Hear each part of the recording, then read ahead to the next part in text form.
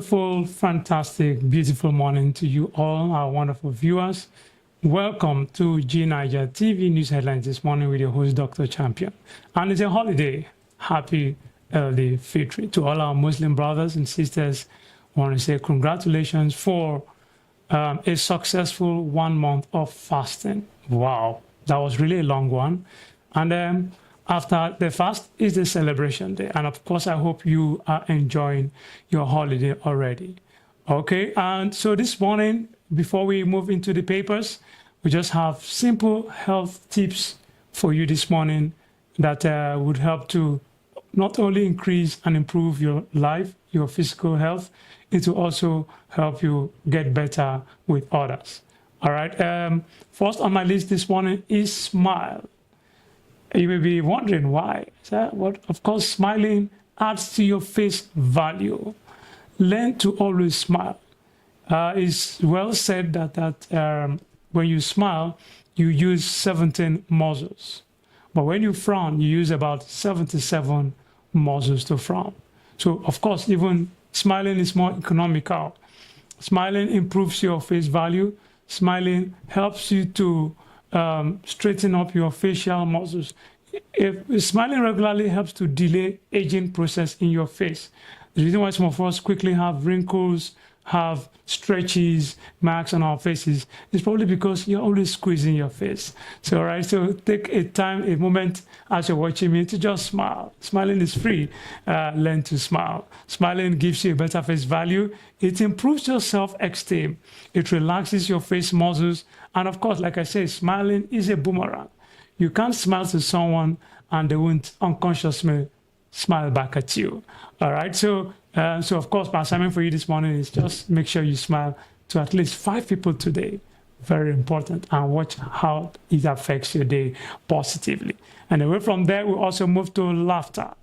All right, you have to understand that a fact has proven that people who laugh so often tend to look younger. When you always have the tendency to always laugh, to be merry, to crack jokes, to be fun to be with, there are more chances that you have a healthier life to live than someone who is always frowning, sad, depressed, and of course, engage in suicidal thoughts. All right, so learn to laugh, learn to smile. Watch comedy skits. Befriend someone that is funny.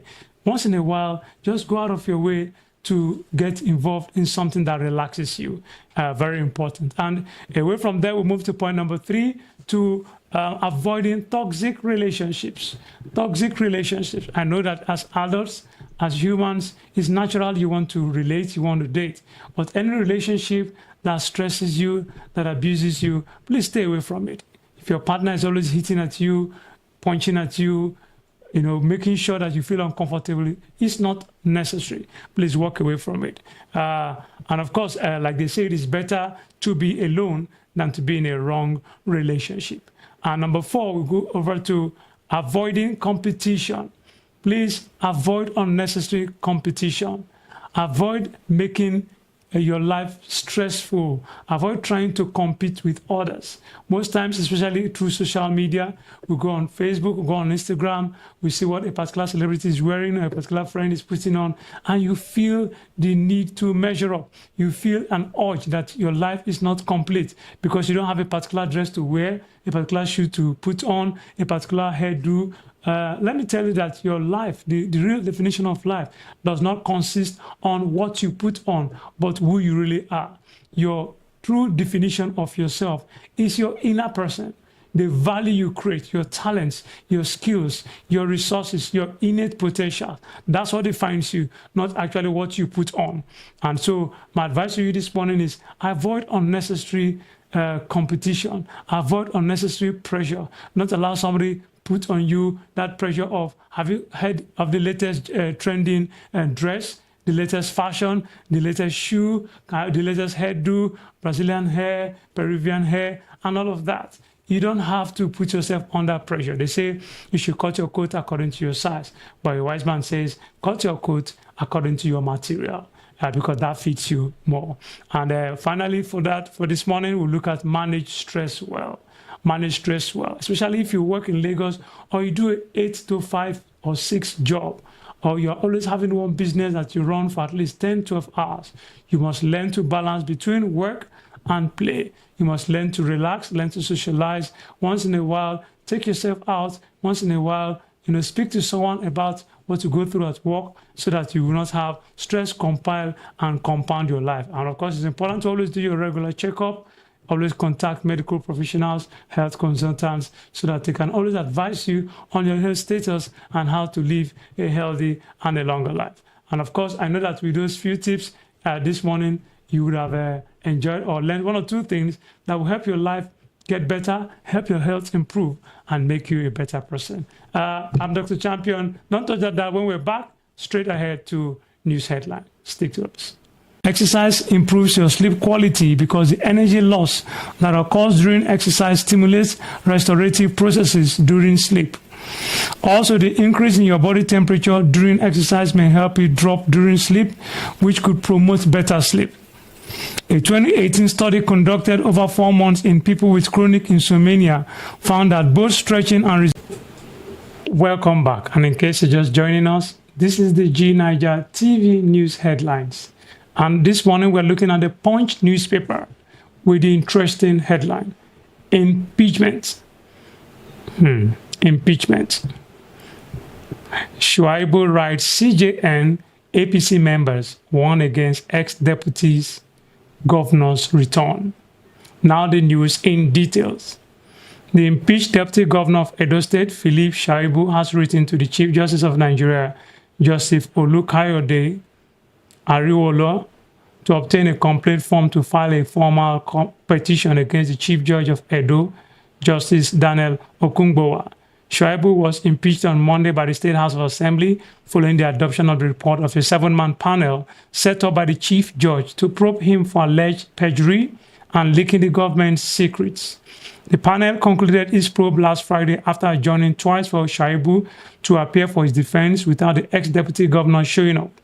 His lawyer, Professor Oladoyin Awoyale, SAN, who attended the panel's inaugural sitting last Wednesday, had excused himself in the middle of the hearing after the panel refused his prayer to suspend the proceedings pending the outcome of a lawsuit in Abuja. Details of that can be seen in the Punch newspaper. Please grab yourself a copy. And away from there, we move over to This Day newspaper with interesting headline, Better Edu. EFCC recovers 30 billion naira, traces funds to 50 bank accounts in other ongoing investigations. Now the news in detail.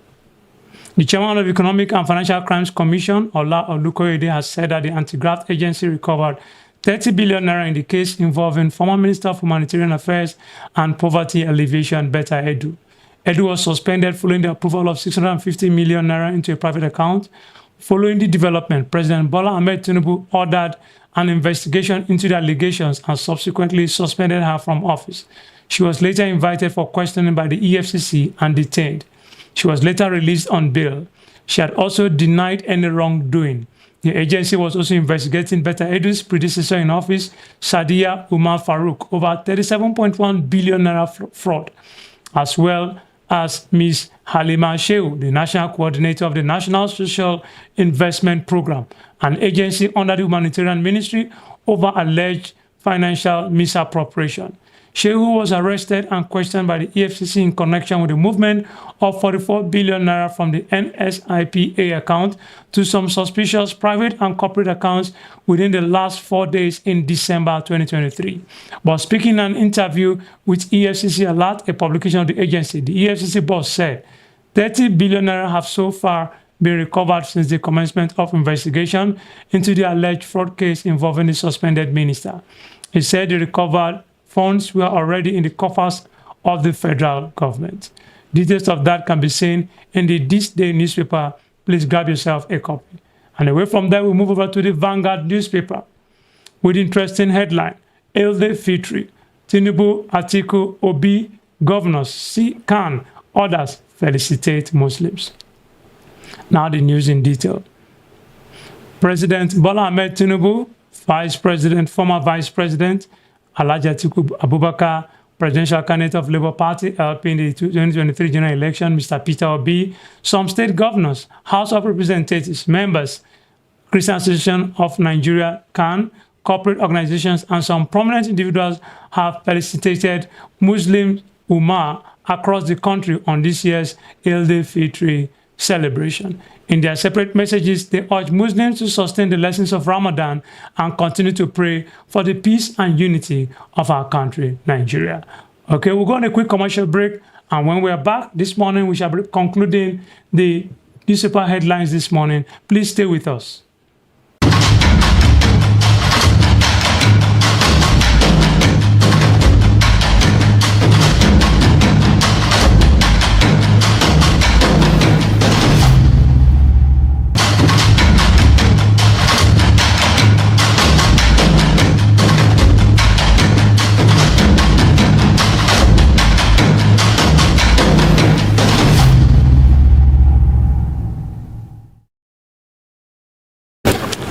Welcome back, and in case you're just joining us, this is G9ijaTV News Headlines this morning with your host, Dr. Champion. And of course, we move over to the Premium Times newspaper with an interesting headline: Sokoto cleric defies Sultan, conducts Eid prayer Tuesday.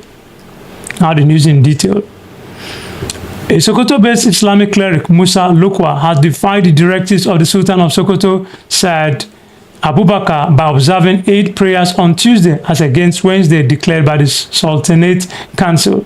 Mr. Lukwa, who had previously disobeyed the Sultan's directive on moon sighting, led prayers at his Jumat mosque in the Mabera area of the Sokoto metropolis around 8:30 a.m. in the morning. The Sultan, who is the President General of Nigerian Supreme Council for Islamic Affairs, declared Wednesday as Salah Day following the report of the National Moon Sighting Committees across the country, which confirmed the non-sighting of the new moon. A statement signed by the chairman of the Advisory Committee on Religious Affairs to the Sultanate Council, Sambo Junaidu, said the council accepted the report and accordingly declared Wednesday, 10th of April 2024 as the first day of Shawwal 1445 AH.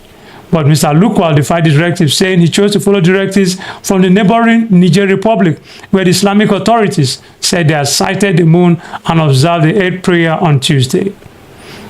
Daily Trust reported Mr. Lukwa saying that he chose to follow the report of the moon sighting committee of Niger Republic.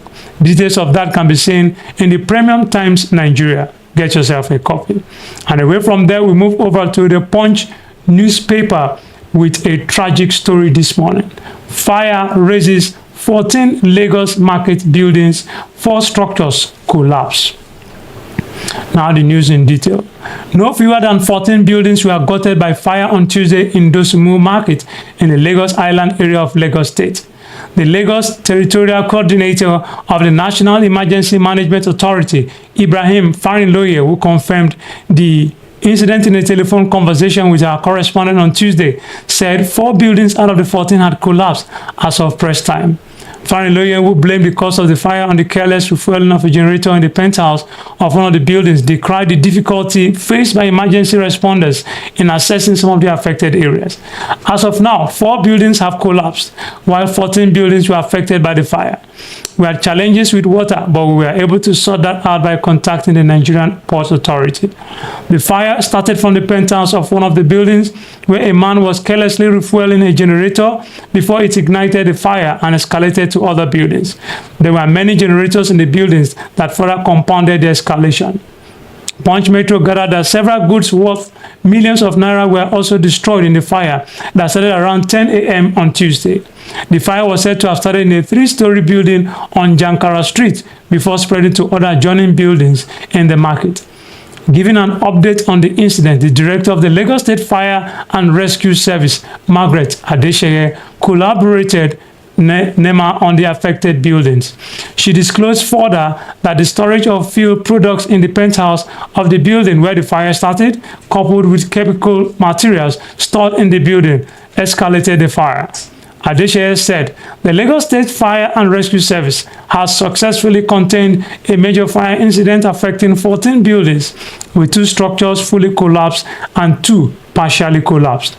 The cause was traced to refueling a generator, among others, with fuel storage in kegs at the penthouse of a 3-bedroom complex housing a printing shop with chemical contents. She added that the fire had been contained while damping was ongoing as of the time of this report. Adeshe also warned members of the public to be careful while handling combustible materials to prevent future fire occurrences. Swift firefighting operations by the Lagos State Fire and Rescue Service, which has now moved to damp down strategy, mitigating all threats and ensuring public safety. Enumeration of shops and goods lost are ongoing, and preventive measures will be enforced. All the state's emergency responders, including that of the national and private partners, are collaborating at the scene. The public is urged to handle combustible materials with caution to prevent future incidents, Adeshe stated. In what appears to be a monthly incident, Punch Metro reported on the 21st of March that NEMA had blamed the escalation of a fire incident that engulfed 4 buildings in the Idumota area of the Lagos Island local government area of the state on the lack of water.